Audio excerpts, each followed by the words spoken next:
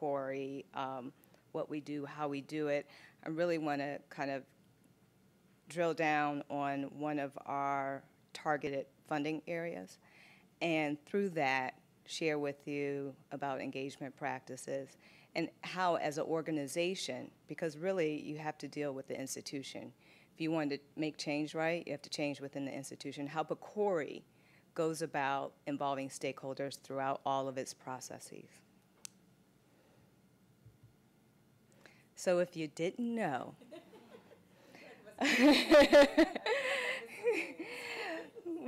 well, I'll circle back to that. PCORI is an independent research institute that was, its beginnings came out of the Patient Protection and Affordable Care Act in 2010, which established PCORI as this independent research institute. We're governed by a 21-member board of governors from all stakeholder groups. And it's amazing. It's like the United Nations of stakeholder groups if you get in a room with them. And we fund, and this is important because I think this is often kind of the misstep when people apply or organizations apply to PCORI. We fund, in terms of our scientific awards, comparative clinical effectiveness research, which means it's kind of a long-winded way of saying we fund projects, scientific projects, that compare two or more treatment options to see which options work best and for what populations and under what circumstances. We also have a separate funding mechanism, which we internally refer to as the Engagement Awards. And I know some of the Q has been a recipient of an Engagement Award, as well as a number of your member organizations have, such as, I'll just say, as a number of them have. And we are fortunate to have one of our program officers from the Engagement Awards team here, Katie Boyd.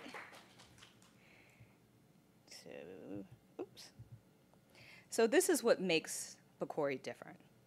Our scientific awards, and I keep making that distinction because I think it can be a little bit confusing. We have our science awards, our engagement awards. Our science research awards are, as well as our engagement awards, are focused on real-world applications, right? Real-world circumstances, very different than, that research has been done previously. And you would think, why not? Because the real world is complicated, it's messy, it's complex. And so it certainly is, there's an ease for researchers to work in more simulated environments, but that won't bring about the change we're looking for, will it? It's patient-centered or consumer-centered, if you will. And it's done differently because it requires, all of our research studies requires engagement.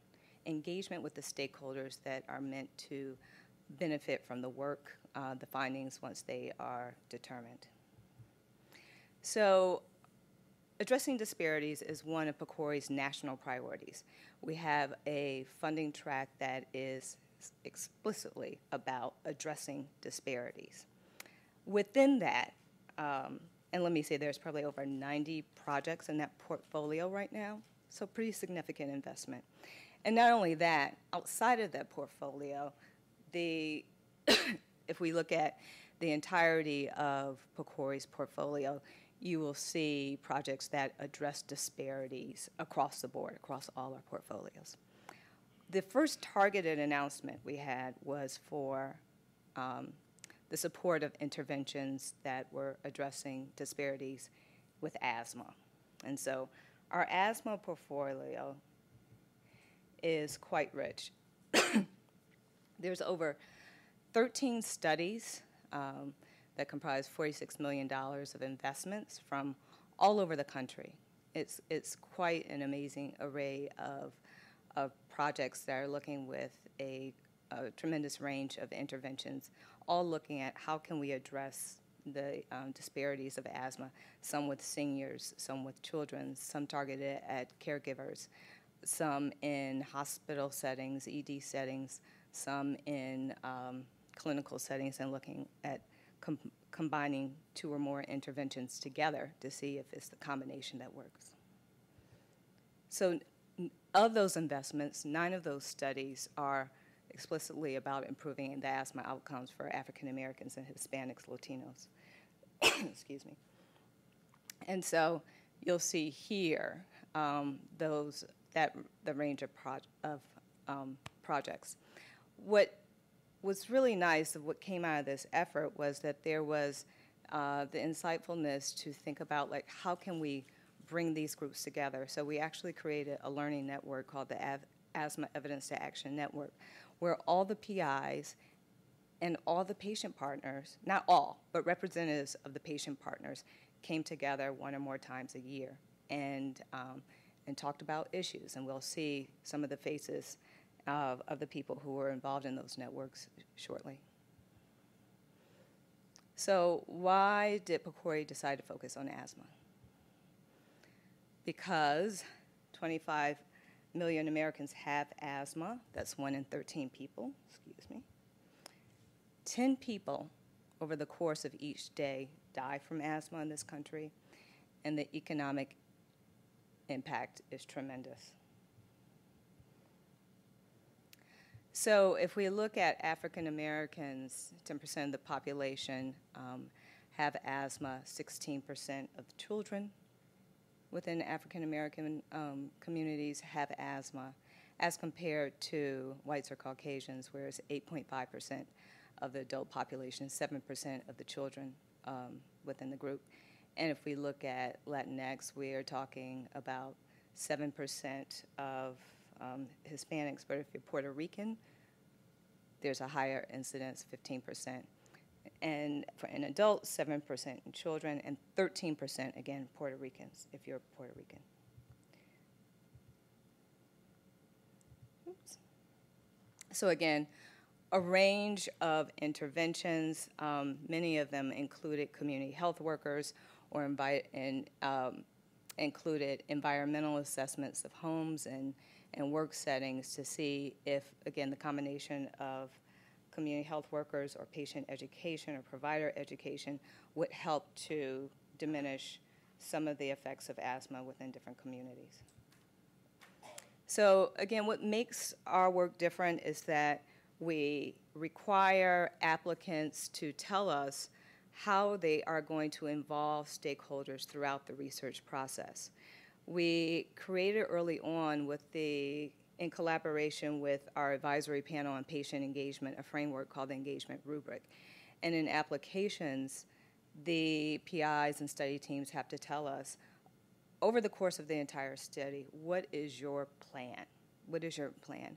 Now, we understand that engagement occurs along a continuum, that it will be for some organizations who may not have a membership body, as an extensive registry as yours does.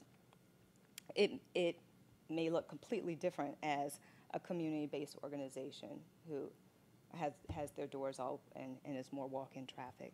So it can be from input to partnership, and it just looks different. But what we do want to see is that there's an attempt, right? That there's an attempt and that there's active involvement. But these words, active and meaningful, what are those? Those are very subjective, right? And it really depends on the context of your work, as well as the resources that you have available to you. And I'm not speaking of the resources, the financial resources, but certainly the resources of your different networks and communities, and how you identify where the gaps are and who's able to fill those gaps. So why do we engage? And I think this picture is very, it can draw a lot of reaction, I can tell you. And I remember I was actually the engagement lead on a project on one of the asthma studies. And what I did initially was I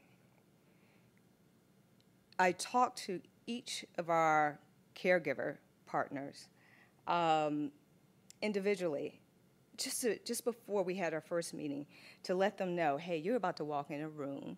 It's a board room, which there's a problem there a little bit, right? And these are going to be the people around the table. So I want you to feel comfortable. Let's go over the agenda. And again, these are some of the practices that anyone can do and that we see in other projects. But after our first meeting, it became really clear that the power or sense of power differentials in the room was real and was keeping people silent. So before our second meeting, I asked people to take a picture of something in their life that is creating problems or exacerbating their asthma in a way that is bringing it to be more of a severe problem in their life than they would want it to be. And so the idea was, if everyone brought a photo, it's kind of like borrowing from Photo Voice, that would create an access for sharing personal things that they may not be willing to do. And so we created a gallery walk, and it was a moment of silence. And there was pictures all around this room, and people would just stop and stare. It's not stare, but observe, look, with compassion. So in that first one, you'll see, which is a spacer, inside that spacer is a roach. And so it was a clinician that provided that picture. And what he said was actually the PI of the study, was that his sense of the problem changed the day that he saw that, when the family went into their bag and got that. And he was like, all the asthma education I can give that person is not going to help with that situation. Right. So the second picture, which is an ashtray with cigarettes and a pile of Nicorette gum around it, was from a mom. And she said, look, I care deeply about my child, of course. I'm under a tremendous amount of stress. I don't smoke in front of my child. And I've been trying to quit. But this is tough. And so her ability to share her own challenges and the sense of kind of mental conflict that she was having about that led to us having a discussion about, well, that didn't have blame or shame in it, right? But was truly about like meeting people where they were. The third picture, which was actually a picture I submitted, so it's pretty staged, right? So it says, my voice matters, right? I was like, Black Lives Matter. But my daughter is treated as if she has asthma. She actually has a different kind of lung condition. But at the time she was on a feeding pump, she was taking numerous medications, and our whole life was tracked around medical appointments and scheduling of her meds. And so this picture was really meant to say, look, life is complex. We're dealing with a lot of stuff, and this is only but one thing, because that's what we heard. In fact, one of the patient partners or caregiver partners coined the phrase, like, we got 99 problems and asthma ain't one, right? And that final picture, and again, we had a gallery full of pictures, actually came from a provider who brought the picture and said that she was driving on 295, which is a highway around here, and she realized, what if my daughter had an asthma exacerbation right here in the car? What would I do? I'm in gridlock. And the parents looked at it, and they were like, huh, side-eye. We're at the bus stop. You're in a car. So it was like this level setting. And so I show this as a practice, because what you need to do to work in populations that have experienced trauma, and I love that we brought that up this morning, is create space to get to know each other, to share about your life, share why this is important to you. And it's not until you have that and create that space, then can your work go forward. So this is a picture of, it's the back of me, and one of the partners on a study, Tiara, she lives locally, her first time participating in research. And remember I said we developed this network, the Asthma Evidence Action Network. And this was actually occurred in Texas. This was Tiara's first time that she had been on a plane and had flown across the country and met people and saw herself as part of something bigger than her and her local community, really saw herself within the context of, wow, we are moving research ahead. And they were involved in all phases. I won't go through that, but it's quite what Dr. Ibe said this morning in terms of all the many different places that stakeholders can have an impact on research study. But this one thing happened when we were going through the exercise. I could tell that it was, something else was in the room. We got to a point where one of the moms started crying. No, she was actually a patient. Start crying in the room. It's like, what happened? And so she started talking about this experience that she had with a provider. And so it was one of those moments where you see that the distinction between care delivery and research injustices, they too exist together, and they impact one another. But as this has come up several times today, I'm just re-emphasizing the importance of trust. So what are the practices that engender trust? And I put up that trust up there on the board and asked people to, hey, if you have anything that you need to release or say about that, just put a Post-it up. Became the most populated place on the board. People had a lot to say. And so then we moved that out to in the room with the investigators so they could see that their work was undone. So this is a part of, these are some of the people, the great people around the country who are part of that affinity group. And I just want to go through this because I think this is important. So we need to understand why people are motivated to participate in research, not as participants, but as stakeholder partners, and what are the impacts that they have on their life.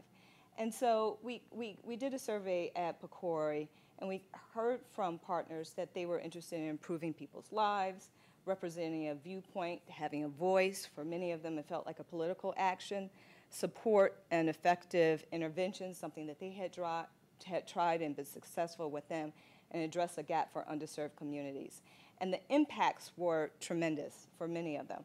They built new relationships, they broke a sense of isolation, they made meaningful contributions, at least that's where their takeaway was.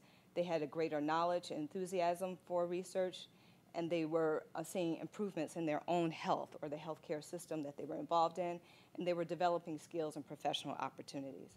And this is one of a person I have a tremendous amount of respect for.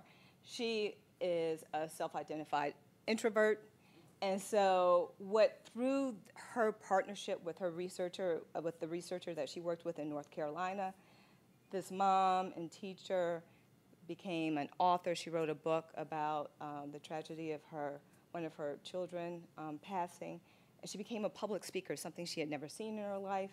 It changed her professional trajectory too.